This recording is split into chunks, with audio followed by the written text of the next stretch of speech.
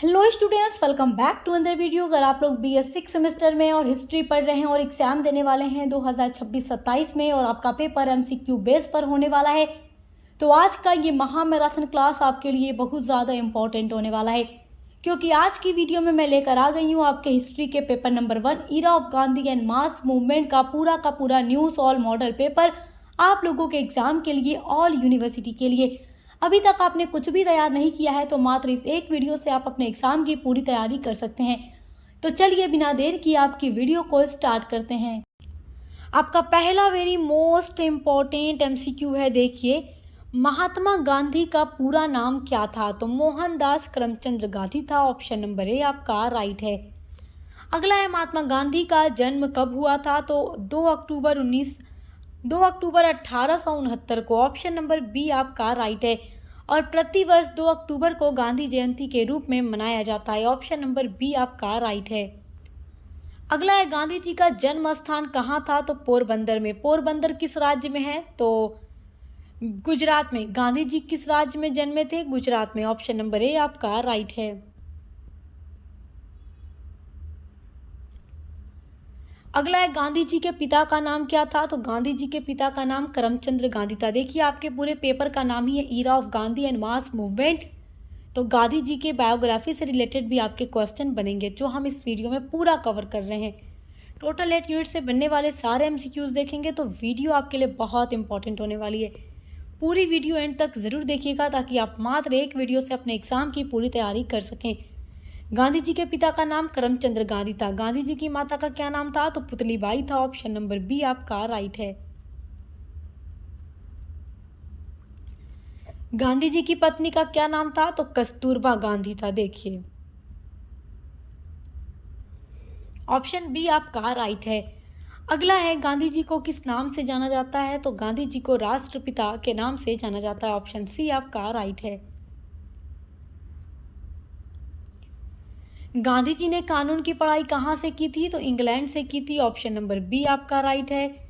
अगला है, गांधी जी ने सत्याग्रह आंदोलन सबसे पहले कहाँ शुरू किया था? तो दक्षिण अफ्रीका में शुरू किया था। देखिए, आपके सिलेबस में 8 यूनिट हैं और 8 यूनिट में डिटेल में पढ़ा चुकी हूँ, तो आप चैनल पर विजिट करके ज़रूर देखिएगा। अगला इम्पॉर्टेंट आपका MCQ है, गांधी जी का प्रमुख सिद्धांत क्या था? तो अहिंसा इनका प्रमुख सिद्धांत था। गांधी जी कोई भी आंदोलन चलाते थे वो अहिंसा के आधार पर चलाते थे। ऑप्शन नंबर सी आपका राइट है। अगला है, गांधी जी ने कौन सा आंदोलन शुरू किया था? तो गांधी जी ने असहयोग आंदोलन शुरू किया, भारत छोड़ो आंदोलन भी शुरू किया, दांडी मार्च भी शुरू किया, जिसे सविनय अवज्ञा आंदोलन के नाम से जाना जाता है। तो गांधी जी ने ये तीनों ही आंदोलन चलाए। तो ऑप्शन नंबर डी उपरोक्त सभी आपका सही उत्तर है। दांडी मार्च किससे संबंधित था? This is very important. तो ये नमक कानून से संबंधित था। गांधी जी ने दांडी मार्च किया, नमक कानून को तोड़ा। ऑप्शन नंबर ए आपका राइट है।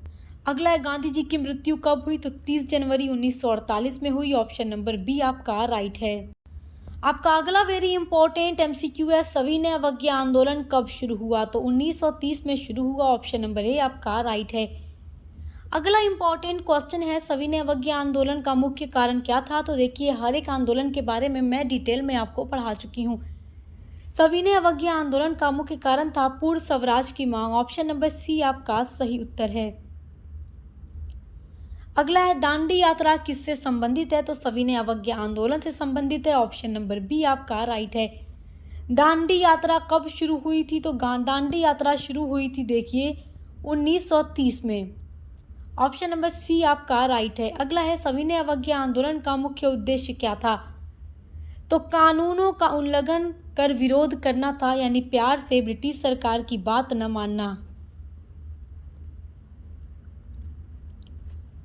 तो सविनय अवज्ञा का मतलब ही था कि प्यार से अंग्रेजों का विरोध करना। तो ऑप्शन नंबर डी राइट है। अगला है, क्रिप्स मिशन भारत कब आया?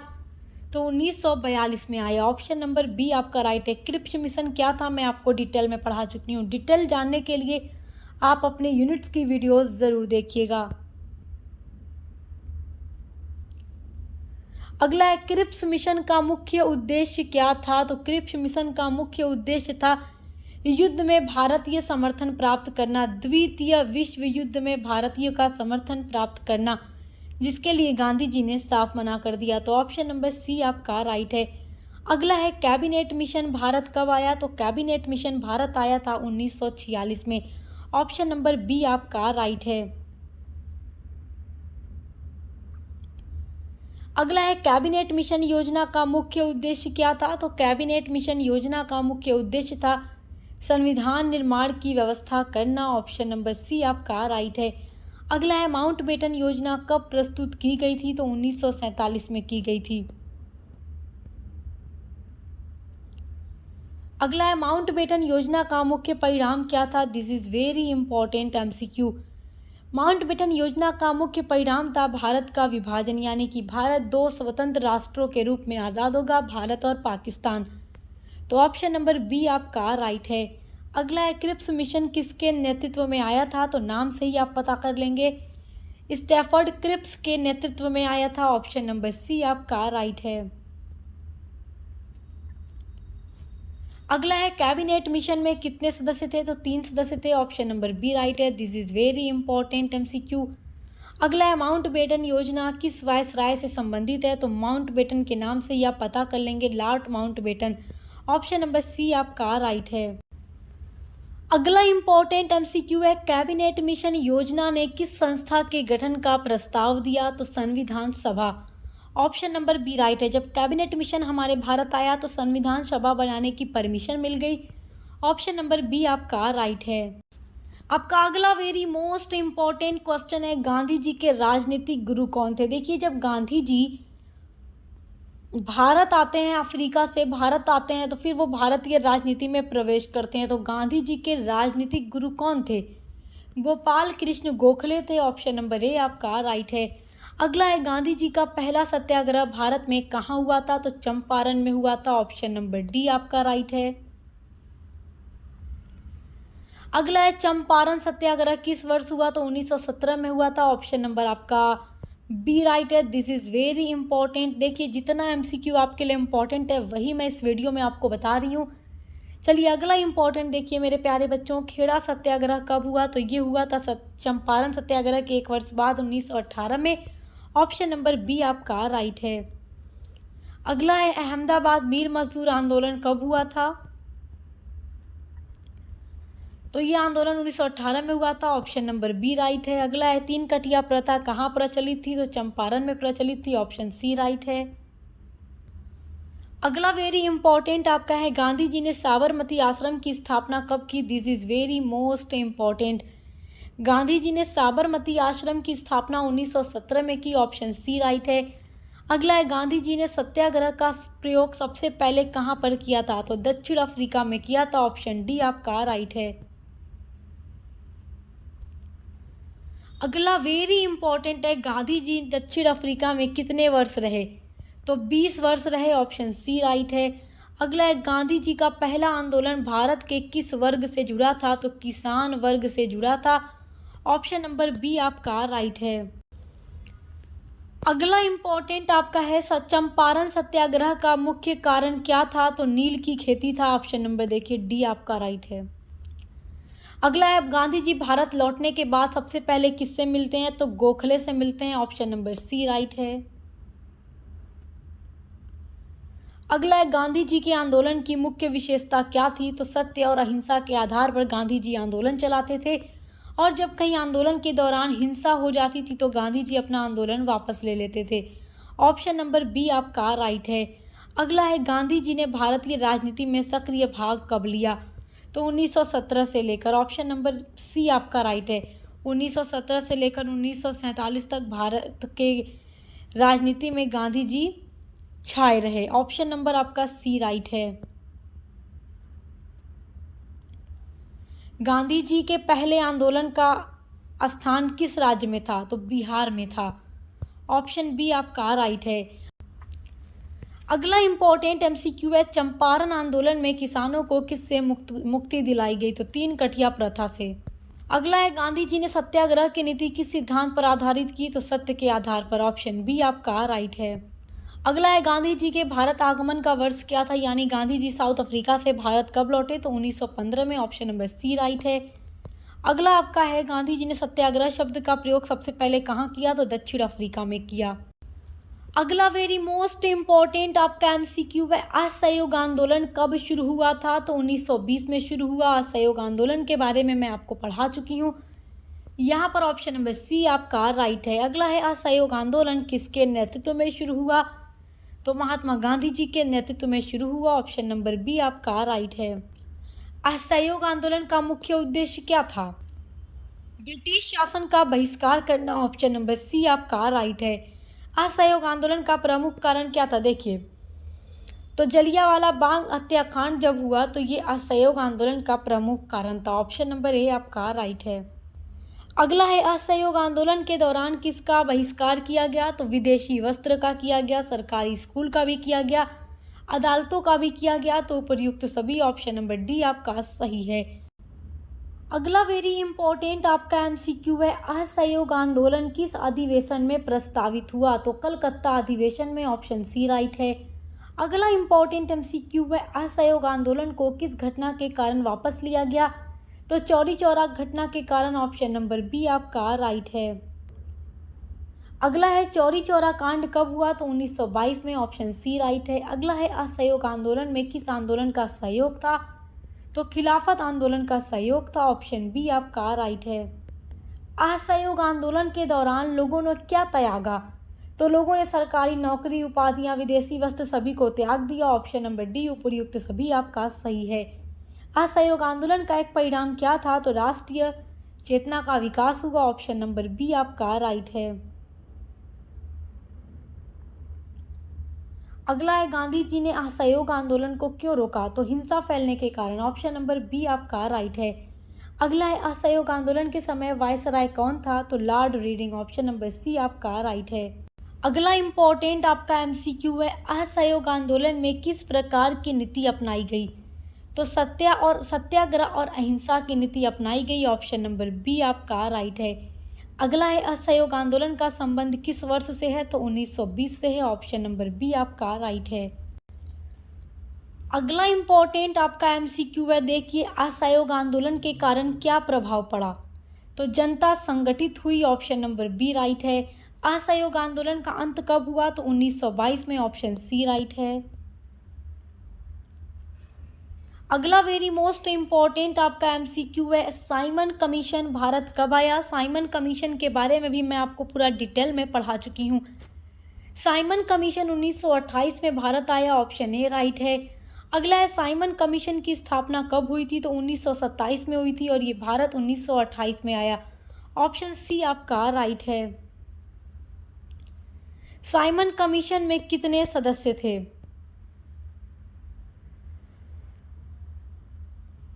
7 सदस्य थे। ऑप्शन बी राइट है। और एक भी सदस्य उसमें भारतीय नहीं था, उसमें सभी अंग्रेज थे। इसलिए जब साइमन कमीशन भारत आता है तो इसका विरोध किया जाता है कि Simon commission go back. Simon commission का अध्यक्ष कौन था? तो आप नाम से ही ऑप्शन पकड़ लेंगे right, John Simon. Option A right है।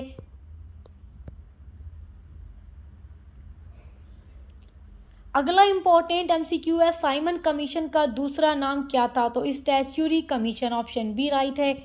साइमन कमीशन का मुख्य उद्देश्य क्या था? तो 1919 अधिनियम की समीक्षा करना। ऑप्शन सी राइट है।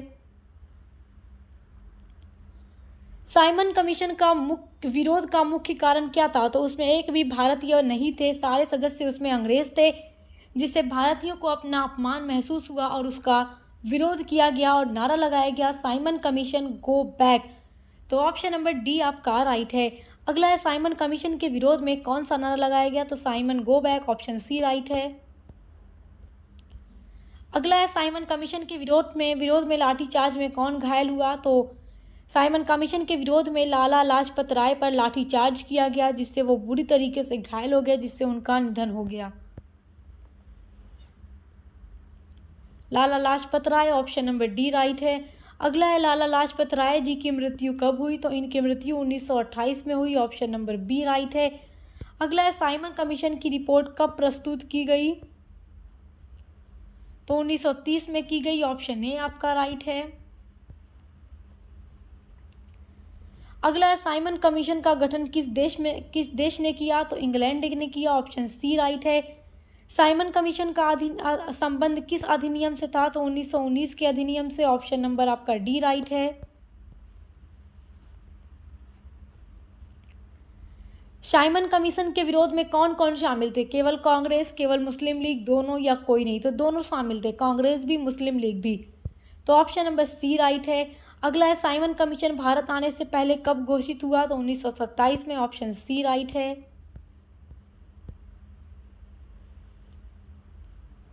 अगला है, साइमन कमीशन के समय भारत का वायसराय कौन था? तो लॉर्ड इरविन था। ऑप्शन डी राइट है। अगला है, साइमन कमीशन के विरोध का एक परिणाम क्या था? नेहरू रिपोर्ट बनी। ऑप्शन नंबर बी राइट है। साइमन कमीशन के विरोध का प्रमुख प्रदर्शन कहाँ हुआ? लाहौर में हुआ। ऑप्शन डी राइट है। साइमन कमीशन में भारत के सदस्य क्यों नहीं थे? तो जानबूझकर अंग्रेजों ने इसमें भारतीयों को नहीं रखा था। ऑप्शन सी राइट है।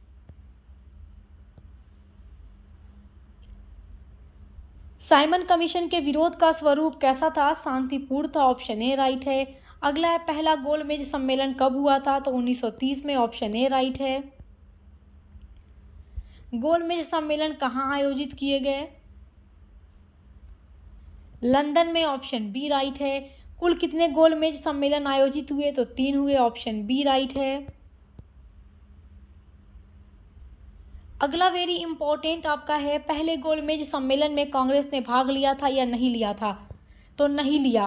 दूसरे गोलमेज सम्मेलन में कांग्रेस का प्रतिनिधित्व किसने किया? तो गांधी जी ने किया। ऑप्शन सी राइट है। दूसरा गोलमेज सम्मेलन कब हुआ? 1931 में। ऑप्शन बी राइट है। तीसरा गोलमेज सम्मेलन कब हुआ? 1932 में। ऑप्शन सी राइट है। गोलमेज सम्मेलन का मुख्य उद्देश्य क्या था? संविधान पर चर्चा करना। ऑप्शन नंबर बी राइट है। अगला है, गोलमेज सम्मेलन के समय ब्रिटेन का प्रधानमंत्री कौन था? तो Ramsay MacDonald. Option number B right है। अगला है आपका, दूसरे गोलमेज सम्मेलन में गांधी जी किसके नेतृत्व के रूप में गए थे? तो कांग्रेस के नेतृत्व के रूप में। ऑप्शन नंबर बी राइट है। अगला इंपॉर्टेंट क्वेश्चन है, नेहरू रिपोर्ट कब प्रस्तुत की गई? तो 1928 में। ऑप्शन नंबर ए आपका राइट है। नेहरू रिपोर्ट के अध्यक्ष कौन थे? तो मोतीलाल नेहरू थे। ऑप्शन सी राइट है। नेहरू रिपोर्ट किसके जवाब में बनाई गई थी? तो नेहरू रिपोर्ट क्या होता है, मैं डिटेल में आपको पढ़ा चुकी हूँ, आप देखकर चैनल पर पढ़ लीजिएगा। साइमन कमीशन के जवाब में बनाई गई। ऑप्शन नंबर डी राइट है। नेहरू रिपोर्ट का मुख्य उद्देश्य क्या था? तो भारत की अपना संविधान बनाना चाहते थे। ऑप्शन नंबर बी राइट है। नेहरू रिपोर्ट में किस प्रकार के शासन का प्रस्ताव रखा गया? तो डोमेनियन स्टेट, यानी कि भारतीय लोगों ने डोमेनियन स्टेट्स की मांग की, जिसका मतलब है कि ब्रिटिश सरकार के अधीन रहकर वो अपने भारत पर शासन करेंगे। क्योंकि जब नेहरू रिपोर्ट प्रस्तुत किया गया था तो उस समय भारतीयों का मकसद पूर्ण स्वतंत्रता नहीं था, लेकिन पूर्ण स्वतंत्रता बाद में पूर्ण स्वतंत्रता का नारा दिया गया जब नेहरू रिपोर्ट को भी अस्वीकार किया गया तब। तो नेहरू रिपोर्ट में किस प्रकार की निर्वाचन प्रणाली का सुझाव दिया गया? तो संयुक्त निर्वाचन। ऑप्शन डी राइट है। नेहरू रिपोर्ट में मौलिक अधिकार किसे देने की बात कही गई? तो भारतीय नागरिकों को। ऑप्शन ए राइट है। नेहरू रिपोर्ट का विरोध किसने किया? तो मुस्लिम लीग के कुछ वर्ग ने। ऑप्शन सी राइट है। अगला इंपॉर्टेंट है, नेहरू रिपोर्ट का एक प्रमुख परिणाम क्या था? तो पूर्ण स्वराज की मांग। ऑप्शन नंबर डी राइट है। तो आज की वीडियो में जितना भी एमसीक्यूज मैंने आपको बताया है, आप देखकर इनको तैयार कर लीजिएगा, because this is very important. और आपके हिस्ट्री पेपर 2 की भी पूरी क्लासेस और मॉडल पेपर की वीडियोस लगातार अपलोड हो रही हैं, तो अच्छे से पढ़ाई करते रहिए। Best of luck. अब मिलते हैं अगली वीडियो के साथ।